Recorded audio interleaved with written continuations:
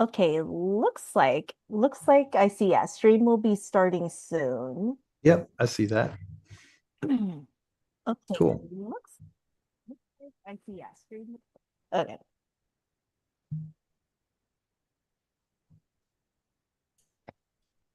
All right, looks like we are live. Welcome everyone to the 42nd episode of Gotta Spotlight with Liaserenityrose. I'm your host Leah, and of course, I have my co-host Kevin here.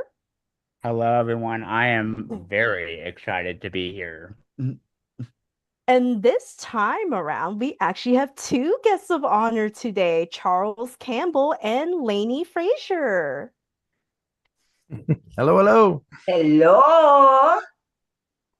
All right. So if you guys have any questions for Charles and Lainey, you are more than welcome to put your questions in the live stream chat.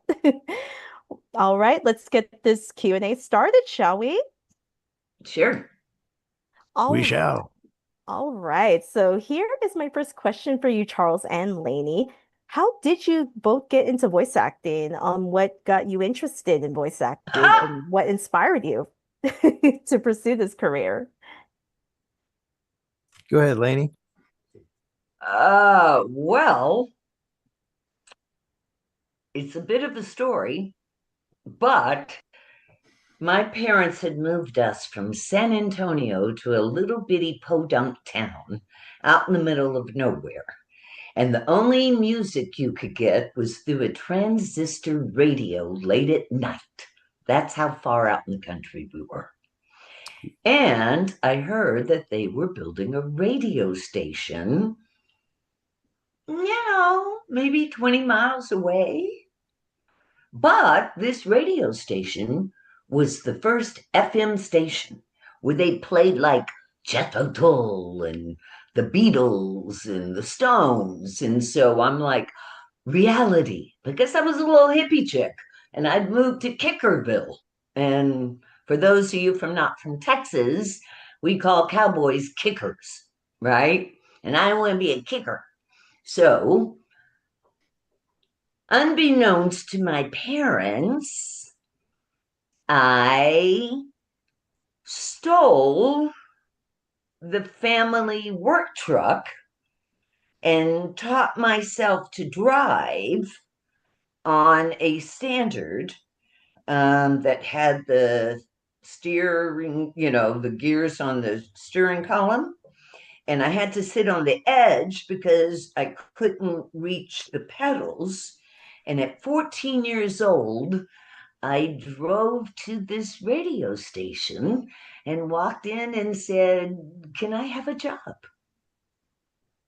And How this cool is radio that? station, the DJ there, who is still my mentor to this day, was like, "No, you're too young, but I'll let you hang out and I'll show you a few things."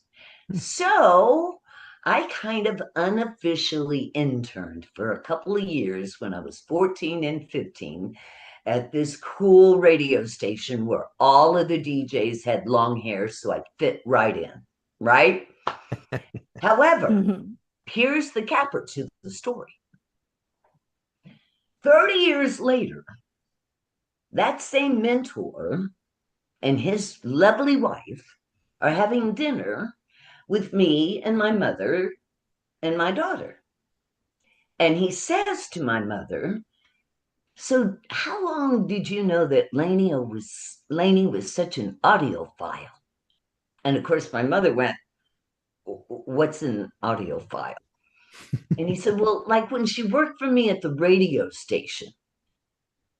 And I'm kicking him underneath the table, going, "I've hid that from my mother for 30 years. And now you're telling her." And it was the funniest thing. And my mother was like, "What? You did what?"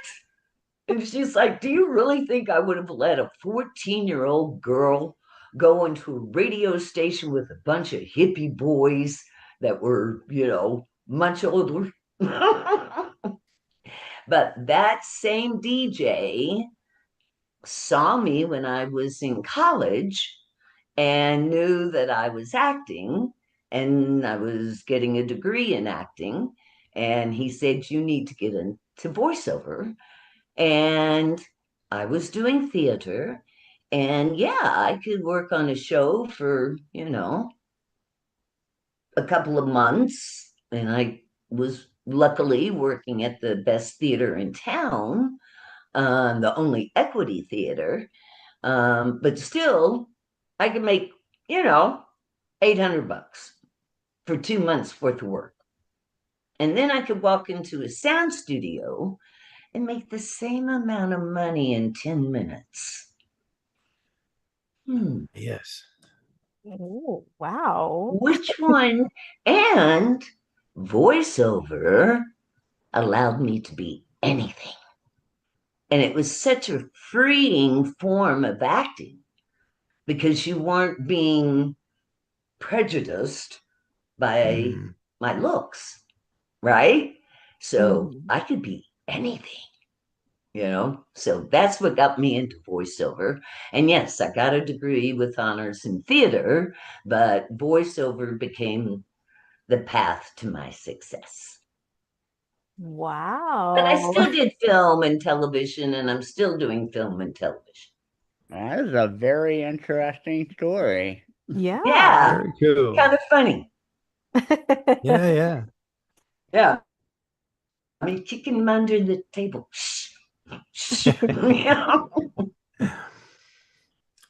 Yeah. So I came to it in a roundabout sort of way, I guess.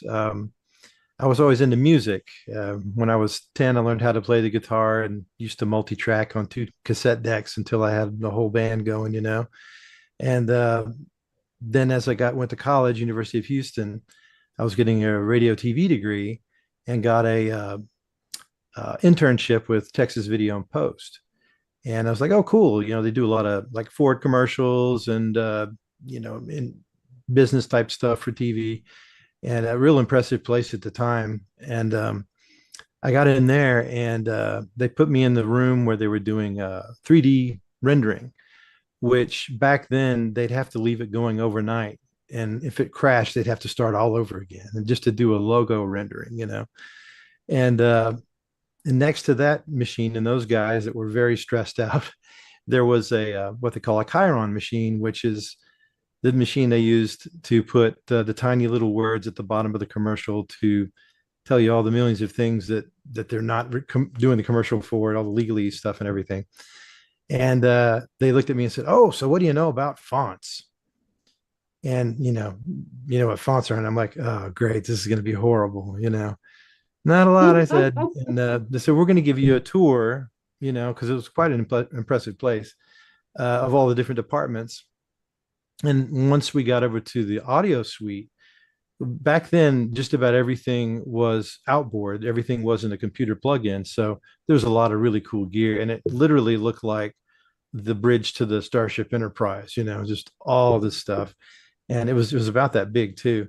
And I met a guy named Paul Killam, who was their audio master there. And he was really cool. And he learned that we both played guitar and everything. And so a few days later, I brought a cassette of me playing some of my music. And he said, "Hey, you've got a pretty good ear. You want to learn how to run all this stuff?" And I said, "Do I?"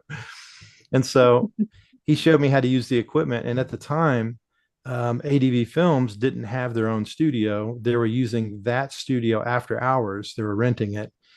And Paul was doing the engineering for him. And he said, once I got up to speed on the equipment, he said, "Hey, you want to sit in for me and just record for him and everything?" "Yeah, that'd be great." And so I ended up getting a really good rapport with them. And as luck would have it, when I was graduating, the same year they were opening up their first studio and said, "Hey, you want to come work for us?" And I was like, "Do I?" again. And that was in Houston as well, and after a few years working in that studio, which I worked on movies like Evangelion, I was the audio engineer on that. Blue Seed, a bunch of the early shows. They said, "We're going to open an Austin studio. Would you like to go up there and help open it? Because we've got a director, and then you could be the audio engineer." And I said, sure, so I moved to Austin. I think it was 90 in 98. And so this would have been one of the first shows I worked on in Austin, I think, toward the beginning, and Gary was a lot of fun to work with. And then over the years, he decided to go and do some other stuff. And so I started directing.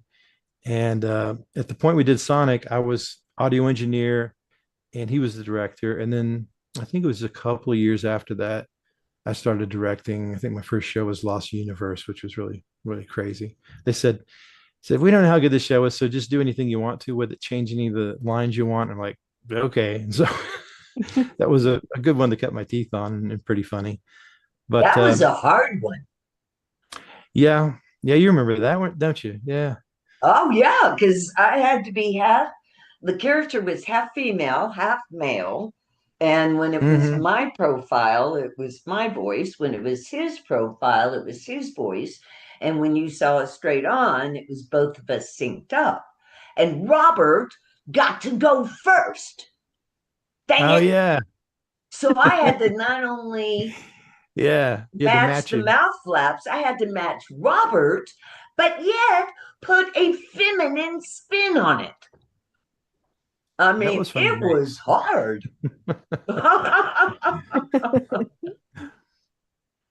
And I was like, curse you, Charlie Campbell. Hey, well, I made it sound good in the end, though. Got you all synced up. It's great. I can't believe that you pulled it off. Yeah, that was a lot of fun. And it got to the point where I was, doing the engineering was second nature to me. Yeah. And so when I started directing, I continued to do the engineering, the directing, then did some producing, and then did music for movie trailers, and then I did the closing music for Gamera Guardian of the Universe with Paul Killam. And so that was all a lot of fun. But yeah, voice acting just sort of, I'd been doing a lot of voices, singing and messing around with that and watching lots of crazy cartoons when I was a kid. So I just pulled from old movies and cartoons and different ways to. I wanted to be olive oil. Oh, Popeye. My parents knew Shelley Duvall. Really? Yeah, they went to high school with her. Bless her soul. Yeah. Yeah. Yeah. Same graduation class as them. Wow. Well, whenever I see Robert Kraft, he teases me and he introduces me as his better half. Oh, yeah. Yeah. I just recorded Robert last year. Did you? Well, tell him Yeah, I got him up here, and he played the old version of Jackie Chan in the new Jackie Chan live action movie called A Legend. Oh, cool. Yeah, he did good. Oh, and cool. then the younger Jackie Chan was played by Spike Spencer. Wow. Yeah, so fun stuff. Well, wish him all my best. I will for sure. He's a good guy. Yeah, he is. Talented singer too. Yeah. All right, Kevin. Do you have a question for Charles and Lainie? Oh boy, I've been waiting to ask this question. So, a scene that fans probably quote the most in the OVA is when Sonic and Metal Sonic, they're facing off, and Sonic basically said, like, you think you know everything I'm going to do, but I know everything you're going to do. Strange, isn't it? And I would love to know how that scene was directed and what it was like to record that scene. Well, Metal Sonic was played by Gary, who was directing the show.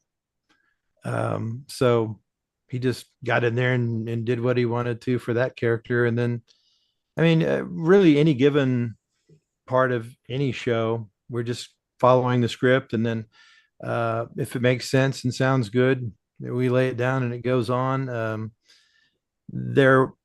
We never let people watch the whole show or anything like that, or read the whole script usually until we were in the studio. And I actually prefer it that way because number one, to me, it keeps the acting fresh, and you only take a few lines at a time anyway. But the other thing is the lines aren't always going to fit. So if you have to rewrite a bunch of stuff and people have memorized lines that don't fit, then that could have made it a bit harder, I guess. And then later on, we didn't even get the script till like 2 days before we started. So, you know, Can I add a moment here? yeah, So, yeah, as an actor, when you haven't seen an entire script and you don't know what was the line before, or what is much more likely to happen with what we were doing at ADB, the lines before were in Japanese, right? And so you don't even know what you're responding to. You really have to pull out some special skills of being yeah, able to kind of figure out where we're going and mhm, quickly understand the context of the scene. yeah. And that's where the director, like will explain what's going on in the particular scene, and then usually we'd back it up, even though it was in Japanese.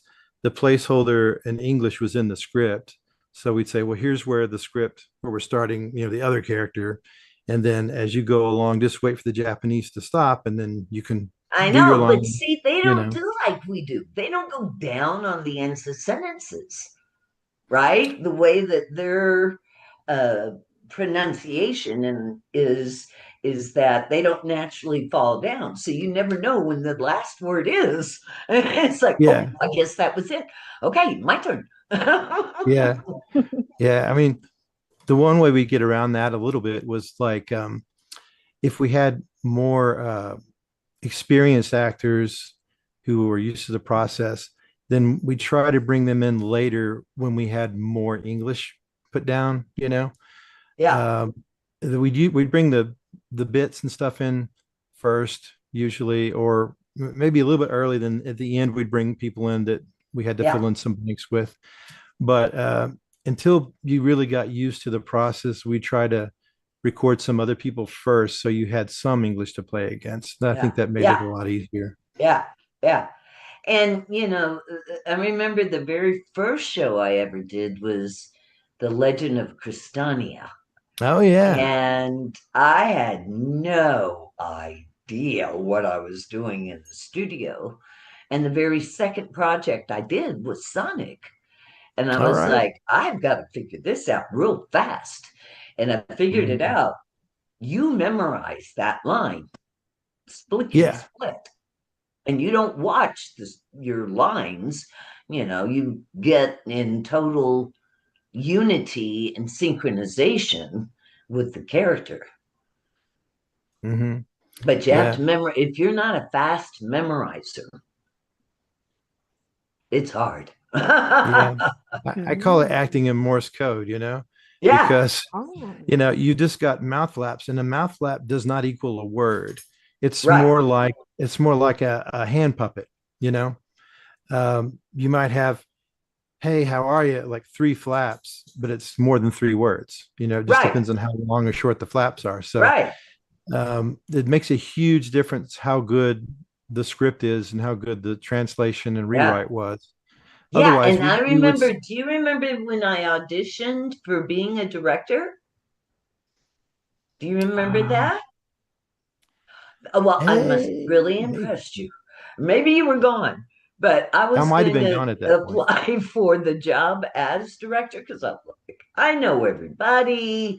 I can Hmm. direct this. Nah, nah, nah. But the translation kicked my butt. And I was It was like, a I was challenge. never so glad that I didn't get a job because I could not have done that translation. That was just Yeah. geniuses do that. Sometimes it was brutal because, it was Oh, I easier. know. If there were too many words, it was easier than if there weren't enough words, Right.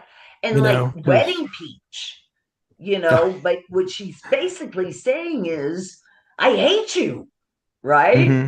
But instead, she has to say, I am extremely angry with Yeah, you, right. right? Because we need all Yeah. those syllables, right? So, Yeah. yeah, that Yeah. translation was everything. Yeah. And people used to ask why, if there was a subtitle, why weren't the words the same as the subtitle? And that's because the words in the subtitle wouldn't fit the mouth either, you know? Right, So you had right. to be different to fit. Yeah, yeah. But it was thrilling and exciting, and you just didn't know what was going to happen. You didn't know what part you were going to be playing and what you were going to be doing. And okay, here we go. Adventure. You know? Yeah, for sure. Ooh. Oh, well, that's a very interesting answer, especially the part about the scripts and that you don't get the whole script Oh from God, no, recordings. So Yeah. yeah, that's something no. And something people new I learned think today. that the actors are in the studio together playing off of each other, and nothing could be further from the truth. And Mm. you're acting all by yourself. And if you're doing a series and doing ADR, you're not going to necessarily be doing it in a linear order. They're going to do whatever show they had up the last actor that was in. So you may be jumping to, this is show 8, right? And now we're going to go back to show 3. And it's like, well, where are we in the arc of the story? Do I hate you yet? Yeah. Yeah, So it was insane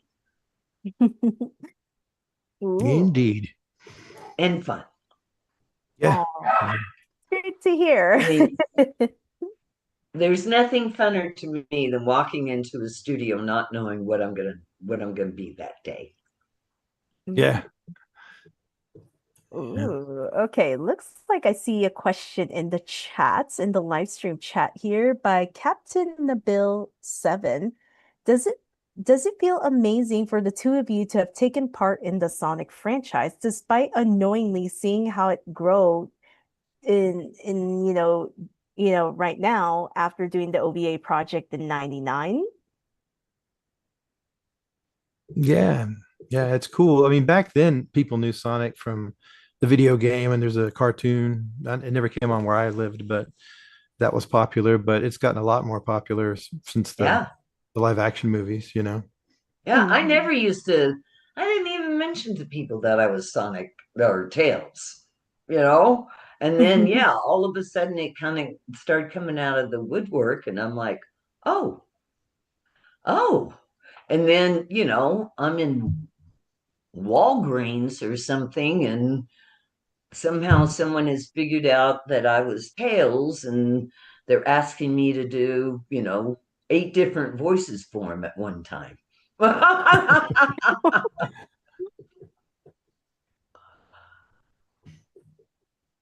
it Wow. was funny.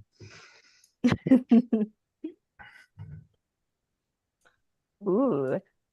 I Okay. thought the voices and the OVA were they just had a lot of character in them. I thought they were cute, you know, and just a real cartoony and fun at the time. Mhm. Yeah, yeah, absolutely. Like when you think about it, like the Sonic OVA has like the honor of being like the 2D like animated like Sonic movie because we have not got anything like that other Yeah. than the live action films because that's like live action and CGI. Um Hmm. and meanwhile Sonic OVA it's like animated in 2D and it's like the only like official Sonic like movie that's animated, you know. Yeah. So yeah, all I have to ask Charlie is, where are my royalties? We didn't get royalties for any of those shows. No. Yeah. Can you believe it? No. Yeah. Yeah. Although I know that back then anyway, a studio would get the rights to dub a show, and then only for a given amount of time, like so many years or months or whatever, probably years. But after that time expired, they would have to either renew that show to distribute it, or someone else could buy the show and the dub would actually go with it, you know? And so the Mm. same company wouldn't even have the show anymore, although your dub is now being put out by, Funimation or whoever's putting it out instead of ADV at the time. So they were on a pretty tight budget as far as the Right. dubbing studio went. And I can't think of hardly any shows where the company had the rights to do any merchandising. We always asked, Mhm. but they were like, no, no, we're not going to do that. And we're like, well, we can make you some money, but it was very Yeah, little of they that. missed out on a big opportunity. They really did. Yeah. Hmm. So, did you hear me earlier?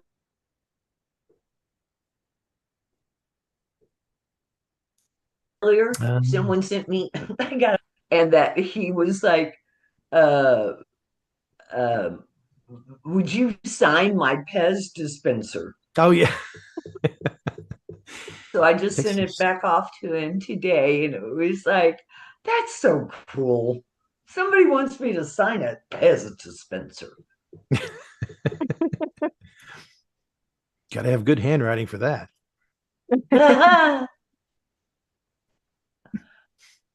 It's Ooh. like, it'll be the star of my collection. I found some neat little there's nothing really made of the owl. So I usually end up signing they do have a metal Sonic Funko Pop, which is really cool Uh, looking. So I'll sign that. So as an engineer, or I've signed some Sonic stuff. I'll sign it smaller and say, hey, if anybody else comes along or the actual Sonic, then they could sign it too. And you've got, someone in production and Yeah. a character and the character. And I just got their Sonic the Hedgehog arcade deal. Let me see if I can get it to show up on here. Well, let's see if it's like a video game console and a tiny oh. Funko Pop. Oh, And you wow. can actually open it up and put the pop inside the video game to see the Sonic in there if you want to open it and all that. But it's really cool. So I'll see if I can get interested in some of those. You never know what you'll find with Sonic because there's a fair amount of stuff. Yeah, absolutely. Ooh, okay. Looks like I see another question in the chat by Fun Floof. Hi, Floof. How does it feel that your performances have resonated in so many Sonic fans that up and coming voice talents have attempted your voices for Old Man Owl and Tails in many fan projects over the years? Hmm. Interesting question. That Yeah. is a very good question. And I wanted to add to that question, we grew up hearing your voices and now we have the next generation of fans who are going up now and watching the OVA and seeing that you two were the voices of these characters. I'm very curious for your perspective on that as well. Hmm. I just love it. I mean, um, usually at a convention, if they see the owl character on my banner, I'll go, "Hello, Sonic," and they'll go, "Hey, that's him." He's one of my favorite. He's like I say, one of the few cartoony characters I've been able to play. Uh, so that was really really fun, and it's neat. I mean, because it was just a single show, I'm really happy and surprised that so many people got it and watched it and caught on to it, and um, I think it's really cool. I wish there's more to do in that with those characters. Mhm. I'd like to see some of those shows where they tried to imitate too. That'd be really fun.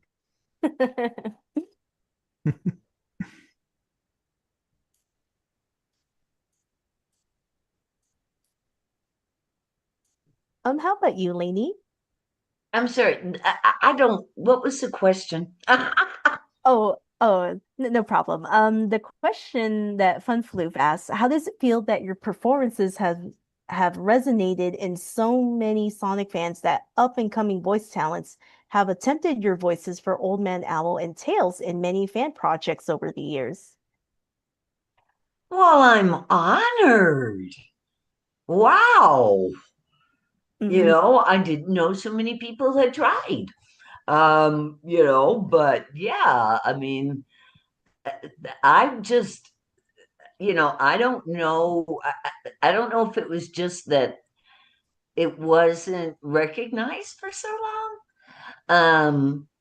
But I just love the fact that, and especially now that, I have grandchildren, and my nieces and nephews knew about it. Now my grandchildren know about it, and then, yeah, it's I teach animation and gaming. I teach voiceover. That's one of my many things I do.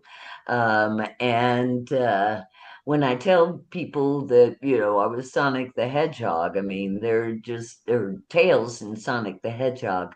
A lot of them just really flip out and that kind of thing. And I'm like, guys, relax. It was just an acting job.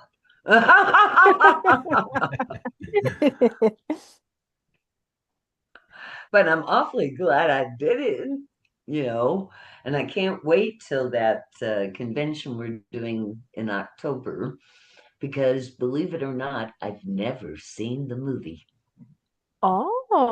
Can you Oh, believe Oh, it? very okay. interesting. Yes, never. I'm one of those actors who does not need to see their work. You Mm. know, there are films I've done. One film with Faye Dunaway and Robert Lagosio. Have I ever seen it? Nope. you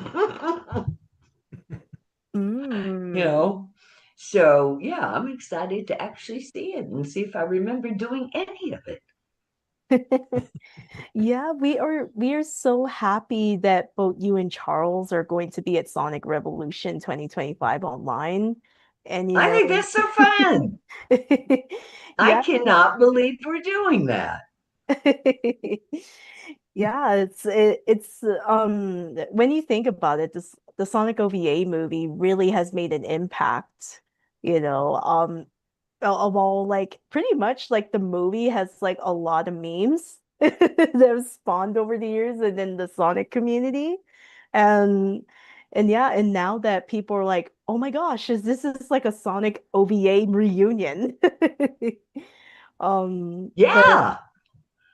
when you I think just about think we all should wear our pajamas and, make a slumber party of it. it. Yeah, absolutely.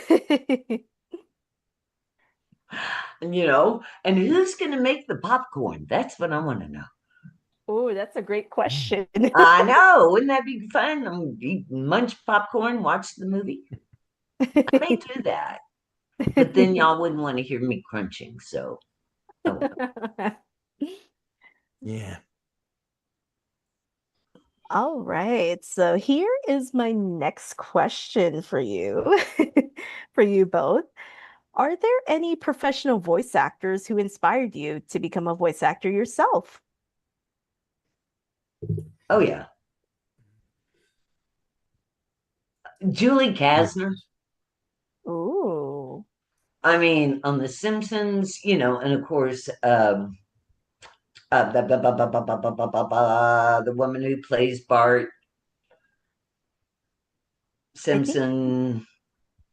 I, Gosh, Lisa. No, Oh, not oh, Lisa. Nancy Cartwright. Nancy Cartwright. oh. So, those people, I'm like, man, that's pretty cool. But yeah, just like Charlie, when I was a little kid, I watched cartoons, you know, I wanted to be Betty Boop and Boop Boop be doo, and do all of that. And I wanted to be uh, definitely, I wanted to be Olive Oil in the Popeye Oh. cartoons, and I just, I wanted to be in cartoons. That just sounded like a lot of fun. And I cannot believe that people pay me to play, you know? Hmm. And so, yeah, there were a lot of people that watching cartoons as I grew up and go, oh, and Mel Blanc. I mean, I'm like, I want to be him. I Mm. want to be the female version of him, right? Mm. So, it was like these people are talented. And, flattery is of course, greatest form of What's that saying? Imitation is the greatest form of flattery, right? Yeah. Yeah. And so, I always imitated. And if I, was in France, I would pick up the French, dialect, right? If I was in Mhm. Italy, I would pick that up. Whatever part of Texas I went to, I could pick it up, and it was just you either have a natural ear for accents and dialects or you don't, right? Mhm. And yeah, I loved playing with accents and characters, and I'll create a character just off the top of my head and drive everybody I know crazy because I got to try it on for a while. So for a week or so, I'll be that character, and everybody is like, be yourself, quit that. But I Oh, yeah, love that's funny. playing with voices and characters and Mhm. just being a kid and playing, Yeah. and people pay me. That's what Yeah. it's all about. Yeah, Mhm. Uh, yeah, I mean, Mel Blanc, same for me as far as he goes. He's like one of the greats. yeah. Um, and then I just draw a lot of voices from a lot of movies I've seen with really good character actors, and a lot of those are Yes. actually old black and white films because there were some great character actors back then. And Yes, darling. Shall you get up yeah, and go to breakfast, darling? Oh, my exactly. darling, you're so handsome. I used Mm. to think you were crazy, but now you're wearing those cellophane shorts, and I can see you're just nuts. Yeah, and like as far as particular actors, I really love George C. Scott. So anytime I've got a military commander, or I used him a little bit for part of Gran Torino. Everybody just talks like this, and it's like gravel, and you got to do what you got to do, and that's what you do, right? So he's really a lot of fun. Uh, but usually, you know, drawing from all these different things, the two things I look at when I go in to play a new character is the age of the character and the physicality. Yeah. Are the two main things I look at. So, if there was a guy in, uh, what was it? He was a short, little blue guy, and then kind of portly and a bit alien looking with a beard. And so I figured he'd kind of talk like this because he's small, but he's still sort of tough. And more often than not, um, whatever the first voices I use for the director, they'll be like, I'll say, "Well, is that good? Or you want me to try something else?" Like, "Oh, no, no, that's good." And I'm like, "Okay." Yeah. But the I funniest thing remember is, when I had Sonic, first voice I threw out for you, you went, yep, that's it. yeah, yeah, it was just super cute. And then Like, okay. uh, the funny thing is, I don't think that I've ever used my regular voice Right. for any show. Right. In fact, someone asked me at Funimation, they're like, "Hey, Charlie, when are you going to use your regular voice?" I said, "When they ask me." So I ain't do this voice for a long time, though. So yeah, I just kind of draw from things I've heard and try to make it match the Yeah. the picture as best I can. Wow. That's cool. All right, Kevin. Do you have another question for Charles and Lainey? Yeah, I have a question for Lainey. When you were auditioning and recording at the voice of Tails, did they have you do any research about the character of Tails at all? Since one of the things about Tails' character is that he's afraid of thunder and lightning, and there's a scene in the movie where lightning flashes, and Tails is like, "No, I'm afraid of lightning." And I've been very curious what it would like to record that scene as Tails. I don't remember. I Oh, okay. am so sorry. I wish I could give you a definite answer, but I don't remember. I know that you know, I know that what the character breakdown that Charlie gave me, and I'm like, okay, okay, yeah, yeah, yeah.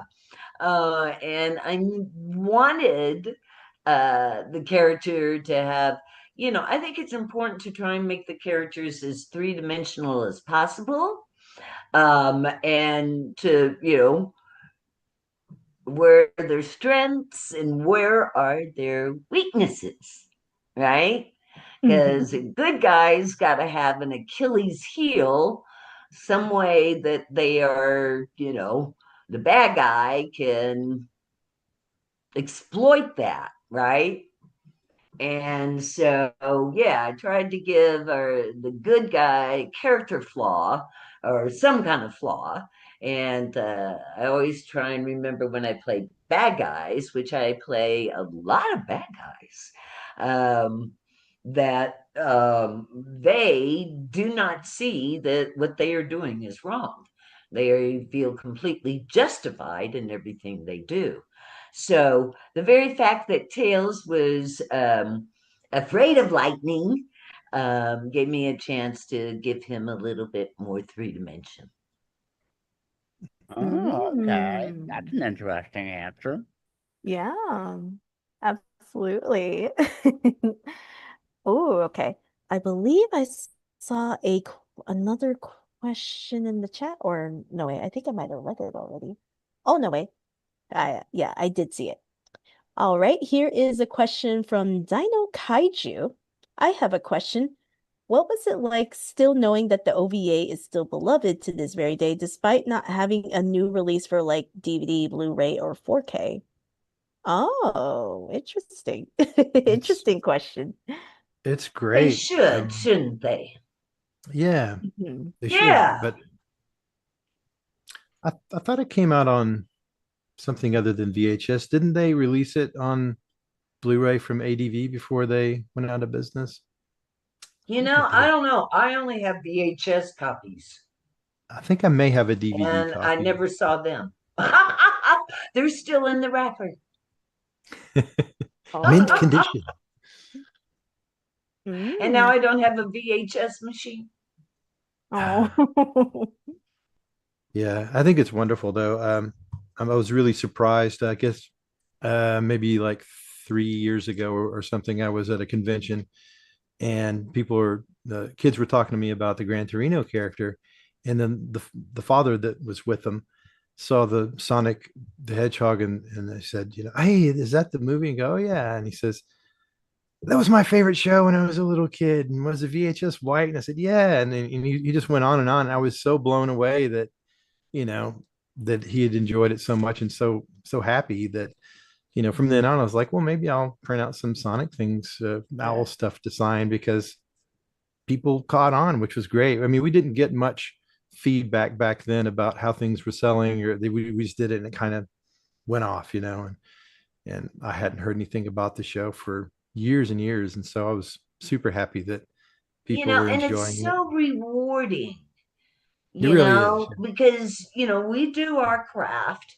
and we have a blast doing it. And then we have to let it go to the universe, Hmm. right? Mhm. And, either people are attracted to it and they like it. And, our job is to entertain. So if people found it entertaining and they love it, I just think that's wonderful. Then I think we did our job, you know? Exactly. Mhm. Yeah, Wow. it's great. Ooh. Okay, I think I see another question in the chat. Ooh, okay, this was an interesting question by Chaotic Emerald. What would you guys think if the Sonic franchise was able to bring back the OVA characters for something? Very interesting question. It'd be great. Sign me up. Yeah, I'm down for it. Yeah, at least everyone petitioned so that they make an old man owl Funko Pop. Right. Oh, Well, yeah, but yes. you better not forget Tails. I think they make it tails. I think they already do a Tails Tails. in the owl. Oh yeah. Like Yeah, yeah. actually make like the Funko Pop scene because Funko Pops sometimes when they actually make like Funkos of like specific scenes from media, so it could be a possibility. AI could do it. AI would somehow put it all together and, it would be a seamless thing. It's amazing. Yeah, it would be so interesting to see Old Man Owl again, and the OVA iteration of Tails. It would be so interesting because Old Man Owl was pretty much like the comedy relief. Um Yeah. I found a really cool ad online that was, I guess someone was trying to sell clothes or something to dress up like Old Man Owl. He had like this skateboard and these crazy like Hawaiian type clothes that like he was wearing and the crazy hat. And I'm like, well, that's neat. I'll put that in some promos. Ah, what? What a hoot! Get it? Owl hoot. Ah, hoo-hoo. Sorry. I just had to take it. You left me an opening. That's what I'm here for. But I'm very curious, Charles. Like, what was like your reaction when you saw Old Man Owl just like having like wearing like like snazzy clothes and just having the hat like on backwards? It Just was like great. I mean, it was so easy to come up with his voice because he was so crazy looking, and I saw the scene where he crashes the airplane, and everything, and his eyes are swirling around, and so I figured he was very absent-minded, and oh well, it's good to see you, Sonic, whatever I am. It was really really fun. It gave me a lot to play with visually to come up with the voice. So it was, to me, it was pretty easy on that guy. yeah, for sure. Like I kind of feel like Old Man Owl just really fits the 90s vibe because Mhm. that's literally how like 90s kids like dressed. So Yeah, yeah. so seeing that in representation in like the Sonic OVA was just great. I was like, "Oh my gosh," like when I actually watched it for the first time, I'm like, "Oh my gosh, he's dressing like a 90s kid." I love it. He was trying to be fashionable at the time. Yeah, absolutely. But yeah, yeah, it's good. Yeah, that's so cool. I just love that you just said just the 90s. It's really cool. Ooh, okay. Thanks. I see another question in the chat. Another question by Funfloof.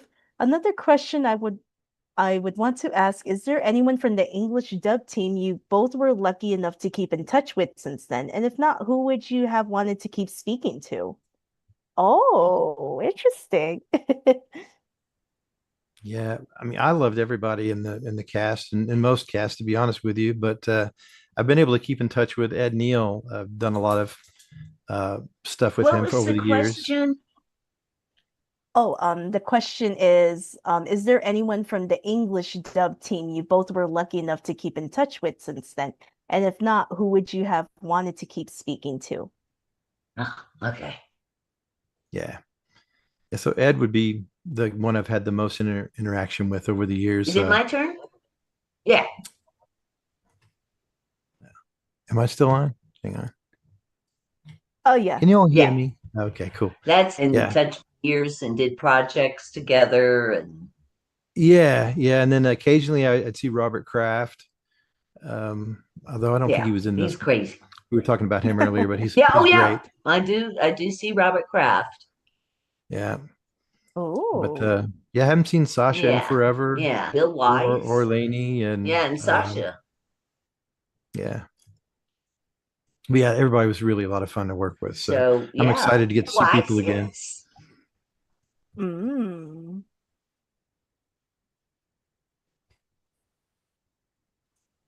Charlie, do you know where Bill Wise is? I follow him on Instagram. I'm not sure where he's living right now, but he's put up some pretty funny posts here and there. So it's like he's still kicking around.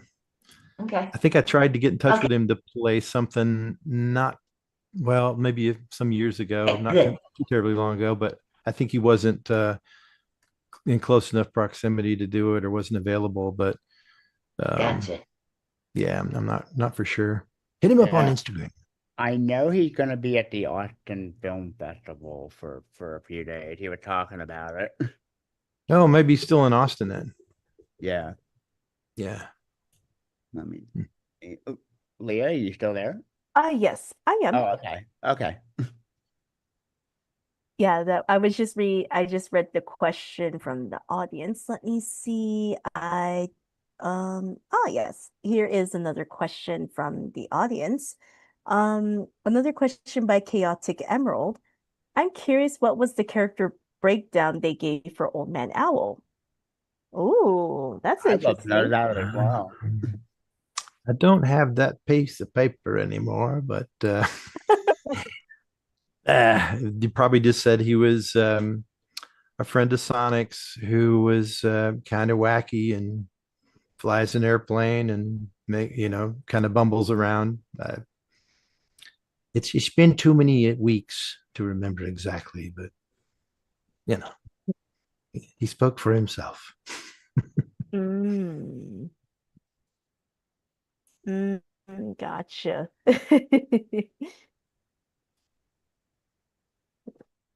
Oh, okay. Since I don't see any more questions in the chat, here is my next question for you both, Charles and Lainey. Are there any warm-ups you do for your voice before you record? If so, what type of warm-ups do you do? Crackers and Dr. Pepper. Oh, I have. You go ahead, Yeah, I have crackers Charlie. and Dr. Pepper. Oh, interesting. Not really. Not really. No, it depends on the voice. If it's real gravelly, Well, I try I to have have something.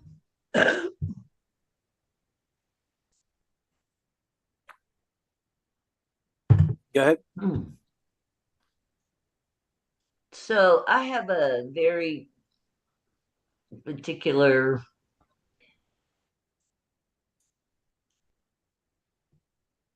I guess, disciplined physical warm up that I do before I will go into a studio.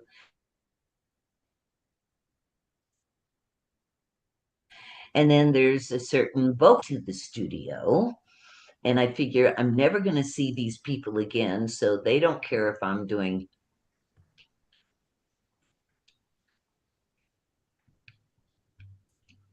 right.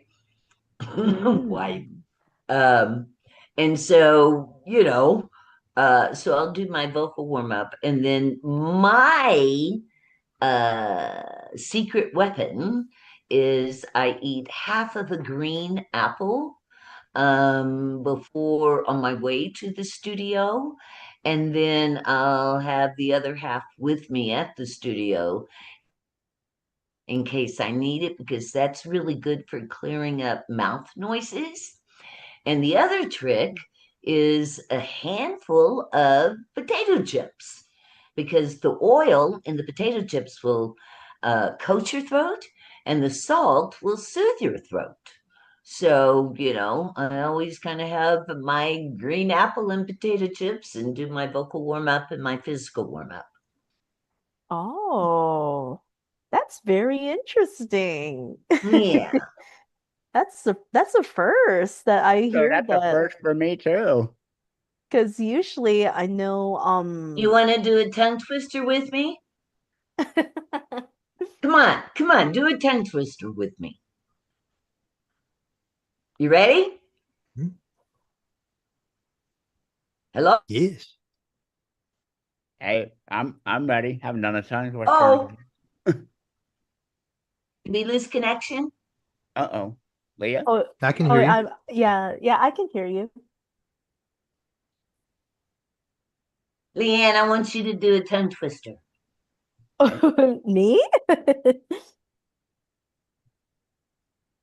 I think I think we got to see if you have the talent for becoming a voice talent.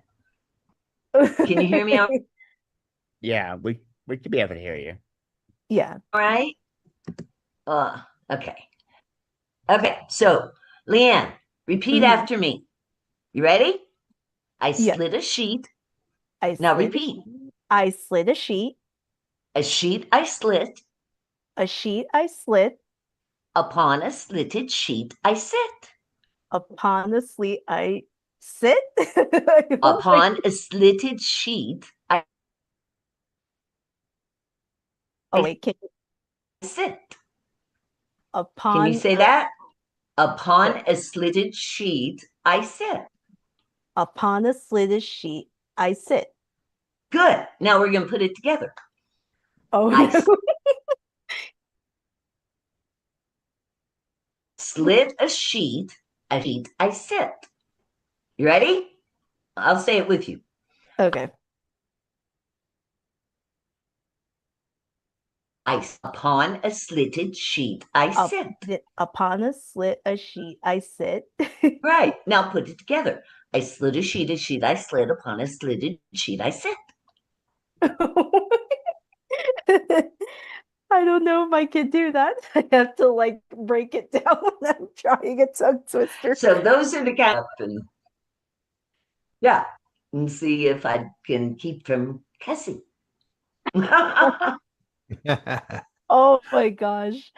That is a really good tongue twister, but I don't know if I could like say it without swearing. You want another one? Oh no, it's okay. You can do it. You can do it. It's shorter. Okay. You ready? Yeah. Pleasant Valley. Pleasant Valley. Repeat. Uh, ple Pheasant pluckers. Pleasant Pheasant pluckers. pluckers. Pleasant pluckers. So you'd say Pleasant Valley pheasant pluckers. Pleasant Valley Pleasant Pleasant Valley Pleasant pheasant pluckers. Pleasant pluckers. Valley pheasant pluckers. Ooh. That's it. Pleasant Pleasant Valley Pleasant pluckers. So I do fun little things like that just to get my mouth moving. Yeah. Now see if you can do it 10 Oh no. times real fast without cussing. Oh no. Oh my gosh. I know tongue twisters are very hard for me. Like I'm like, wait. But it's so interesting.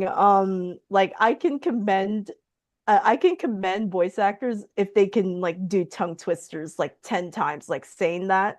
Right. That Right. is, that's talent right there. Because There you go. with tongue Pleasant twisters for Valley me, pheasant pluckers, Pleasant Valley pheasant pluckers, Pleasant Valley pheasant pluckers, Pleasant Valley pheasant pluckers, Pleasant Valley pheasant pluckers, Pleasant Valley pheasant pluckers, Pleasant Valley pheasant pluckers, Pleasant Valley pheasant pluckers, Pleasant Valley pheasant pluckers, Pleasant Valley pheasant pluckers. There you go, 10 times. that was great. That was Yeah, great. I know. I mean, I don't really want to put it on my resume or anything. Mm. But, that's one of my skills. That's a I'd, great skill to have. Thank I'd you. warm up a little bit usually with Nardo Ranks doing Barup. You know that one? What? No, tell Yeah, he me. was he was a dancehall reggae guy back in oh gosh, maybe the 90s maybe. But Yeah?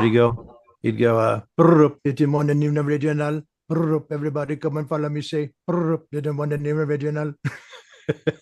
That would help me kind of, loosen the tongue. Yeah, yeah, And yeah. if we had a beatbox Yeah, in the and room, blowing it'd out go your for a lips, while. and being motorcycles. There you go.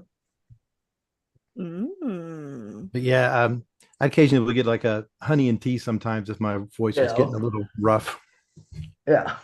Well, I Yeah. recently did an animation game or a video game where kind of like you were saying, Charlie, where they wanted her to have a gruff voice. But I Oh didn't want yeah. to hurt my voice, right? Because Mm-hmm. I had 3 hours of recording, right?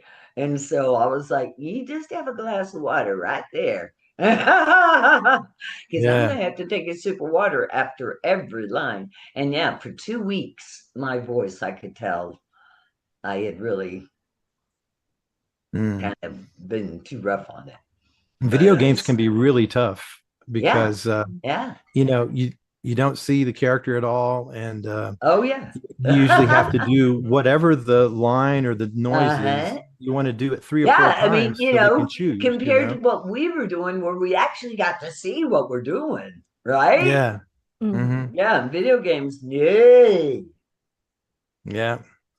I always have to go find it on YouTube to figure out how it turned out. If someone recorded playing the game, you know? Yeah. Ooh. All right, Kevin. Do you have another question for Charles and Lainey? Yeah, I do have a question for Charles. Since you did audio work for the Sonic OVA, did you work on the music at all? And if so, what was that like? Because the soundtrack is also very iconic. Yeah, that's a great soundtrack. But that all came from Japan. We'd get different tracks. We get one track with just the music sometimes, another track with the Japanese mixed in with all the music and sound effects. Depending on what each studio had, the more separate things we got, the better. Because then if we went to go mix it in surround or whatever, we had a little more control over the loudness of different things. But yeah, that one's known for really good music, and it was all from the people who originally produced it. It's good stuff. Ooh. Ooh. Very interesting. Yeah, like the OVA has like a great soundtrack. Um Yeah, a lot of reviews I read said that people really enjoyed the music in that one, and I went back and watched it, and I was like, yeah, it is pretty decent, you know. Yeah. mhm. Ooh, okay. My my next question is like what was like your favorite line for both you and Lainey, Charles, to say from the Sonic OVA? My favorite line is actually a line from an outtake, and it Oh. wasn't my line, but I'm in it. I'm in the scene. I'm like waving up at Sonic. He's up in the airplane, and Tails is up there and everything, and I'm down on the beach, and I go, "Hello, Sonic." And then in the outtake, Martin Burke says, "I hope he dies." And it made for a Oh my hilarious gosh. outtake. Oh my I think gosh. that's how Sonic really feels about Omi now. That's that's hilarious. Yeah, I've got the outtake with the video and everything. It's pretty funny. I would Wow. love to watch that. Oh my Oh, it's gosh. hilarious. That's Um, very funny for an outtake. Like Martin's like, you know what? Let's make this funny. yeah, yeah, Oh, and yeah, a few other ones from that. But back then, you could save outtakes real easy because the we had a scratch video we recorded too. It wasn't the master video that was on a different tape, but if in the program we used to use, you could just take a clip from one time spot to another, and it would just throw it in the bin on your computer, and it would save it as just that video clip with the sound and everything. And then I'd go in at the end and just offload it onto VHS so I could save it, with everything together. And then later on, I ended up using it for some little, funny documentary thing I worked on. And I'll take it to some conventions sometimes, and it's people get a good laugh out of it. In fact, I'll have to bring it to uh, the one in November to play. oh, oh, oh, that is just that's such a hilarious outtake. I would have laughed if that was in the actual final movie. Oh, I know. Yeah, there's some crazy outtakes. There was one from Oh, yeah. Christania, which Laney knows Christania, and just ridiculous stuff. Gary and I had a good time, and I tried to save Oh, as much as I yeah. could, you know. But that's the Mm. one that comes to mind. Wow. How about you, Lainey? Do you remember any lines from the Sonic OVA or no? That's will ask me, what was your favorite line? And I'm like the only line I remember, and that's it. That's all I can I got one for remember. Lainey. I'm sure I said much remember. Huh? I remember one that Lainey did that was really funny. Oh, good. Tell me. Yeah, it's an outtake too. That's why I have it because I Oh, still remember because okay. it's on the We thing, had fun with those outtakes. Yeah, but you're up in the airplane. I know you're trying to explain something to Sonic. You're very distressed, and your hands are going out like this. You go, Sonic, and everything is just totally comes out flurbed. And Sonic, he goes, huh? He had to go back, but it was really really funny. You'd have to be there, and if you wait and see the thing, you'll see what I'm talking about. It's very funny. I just made up my own language real fast. Yeah, well, it was a Sounds really like quick me. line. I think we had to cut a few words, and you tried to get them all in there. It's like they're not all going to fit there, but it was very fun. Wow. You know, Outtakes. the only thing I remember was being scared to death. Oh. But that's really cool that you have Going, I don't know what I'm doing, but I'm having fun. Oh, she was great. but Yeah, I was that's sad when the show was over because I was like, oh man, we had a good cast. that is hilarious that you have like these outtakes from Sonic OVA. Yeah, yeah. Let's see. I've got it. Sonic Ah, OVA, I gotta Crystania. see those. I got I'm trying to remember what other shows I have because I this. put them all pretty much in that same uh crazy reel that I made up. But yeah, the best were from Crystania and Sonic. I think there was one from Lost Universe. Um, yeah, because then they ended up changing the equipment and they went to Pro Tools. But first we're using Avid Audio Vision. In Audio Vision, I could save all those clips, but in Pro Tools you couldn't. Yeah, So it Mm. wasn't as right. spontaneous to be able to go back. I mean, you could go back and try to do it, but it would take so long. So I made sure Yeah. I held on to the funny ones from the earlier equipment. Mm. Nice. Collector's item. Oh, for sure. Oh, Kevin, there's a question in the chat by Dolius. Oh, this one's gonna be a good one. Oh This is boy. this is for you, Lainey. On a scale of cuteness from 1 to 10, how would you rate Tails?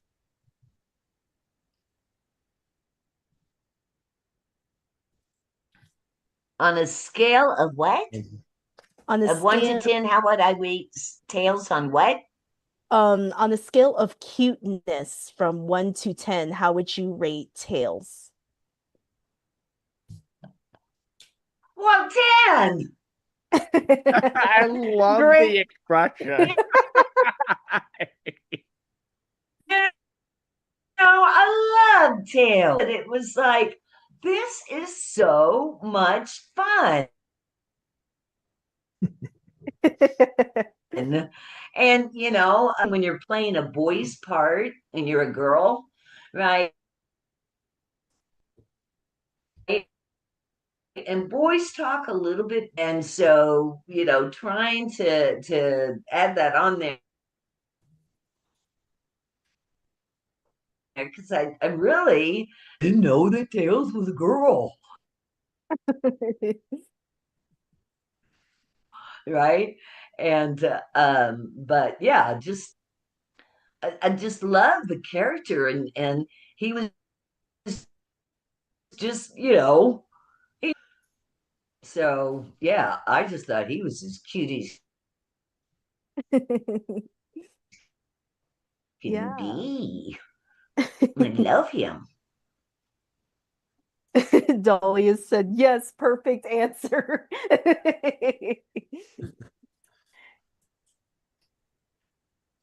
Ooh, all right. Yeah, thank you. All right, Kevin, do you have another question for Charles and Lainey? Yeah, I do have a recording question, so I'll break down the scene first. So basically, it's the scene where Old Man Owl first appeared, and Tails tells Sonic, like, Sonic, we gotta save him. To which Sonic really doesn't want to do it because hey, he wants to relax on the beach, and Tails yells out, "You're no help!" And I'm curious, was it really tough to record that line because it involved a lot of yelling?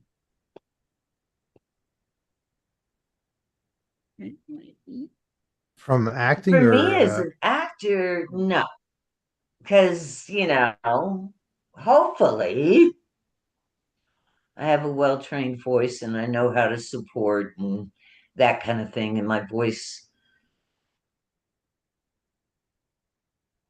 uh, it's that wasn't difficult. Now, if you want me to go into higher pitches and scream,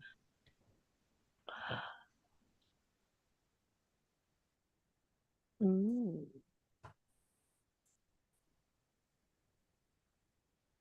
How about from a recording perspective, Charles? Was that tough to do because it involved like a lot of yelling in that particular line?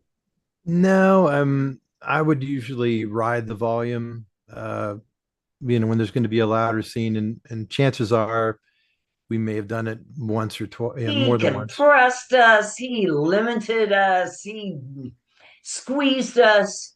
Yeah, and I'd ride He the was volume too a just a little bit. masterpiece because yes, the mics in a booth for an animation or a gaming are a lot different than you would have a mic in a recording studio for voiceover for, say, commercials or narrations, right?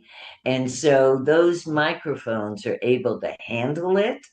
And yeah, the engineer is also doing all that they can to limit it and compress it so the actor doesn't have to pull back, you know, Yeah, and and let it go. in retrospect, I think the mic we had there was too sensitive, um, because sometimes you'd have to go through and take out like lip smacks between words and everything. And to Oh, me, yeah. that doesn't need to be something that's picked up that clearly. I think Right, we right. probably could have done better with Yeah, a different microphone at the yeah. time.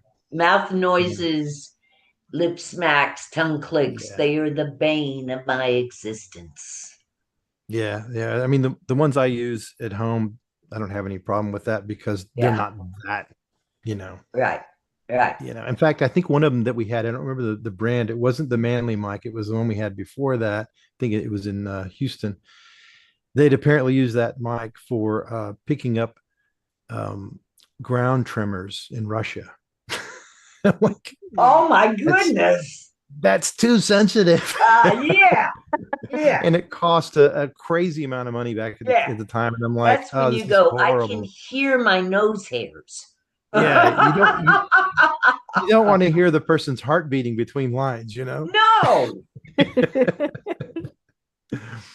Yeah, so Yeah. that was a challenge. Yeah. Wow. That is very way too sensitive. Yeah. Yeah, and we ended up changing mic pre's too. We had a Focusrite first that was a great mic pre, but had a really weird uh, order that everything went through the knobs, and none of the knobs were labeled. And we switched over to an Avalon, which to me was like going from you know a really difficult vehicle to drive to one that's beautiful and easy to drive. And I loved the Avalon, and we ended up using that in some other studios as well. I mean, what I have at home is a Focusrite, but it's not as um, detailed as the other one was. It's much more basic and just easier. I think it's a beautiful sound, but uh, faster on the fly with the Avalon, and so it got easier as time went on to make people sound better. Different shows. Mm. Very interesting.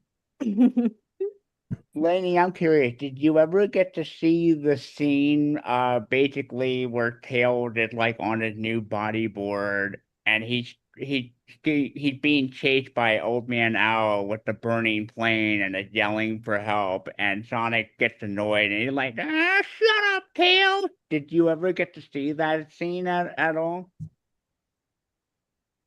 Kevin, And I've never seen the whole movie. I've never oh seen a clip from no. the movie. I've never seen it. So I have no idea. I sure hope it was good. I've never seen it, so I can't tell you. Oh. Oh, okay. Uh, So I am so excited about he as an actor. I don't have to see what I've done. mm, My joy. And yeah, I just did a pilot for a television mm. show, and they sent screen take, and I was just like critical,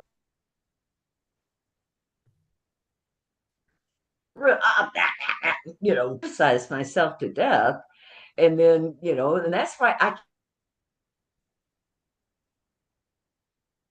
can't watch what I do because I up too much. And then the director let me know that they absolutely loved it. It gave such a strong performance, and anybody else will be compared to that performance. But for me, I usually don't like this, labor over looking at my work because I'm too self-conscious. So that would be fun to see it and go, oh yeah, I remember that. Oh, that would be, oh my gosh. Yes, So yeah, I'm really looking forward to seeing it, but I'm sorry I can't answer your question, Kevin. If I've It's never seen it, I okay. can't remember. I could Oh. bullshit something for you if you wanted me to. I whenever that time comes when we all get to sit down and watch it, oh boy, is it gonna be a treat. I know, I just Yeah. cannot wait. Ooh. Okay, I see another question in the chat. Another question by Chaotic Emerald. How has the landscape of voice acting changed over the years from both of your guys' perspective? I'm sorry. Was Well, that an evil laugh?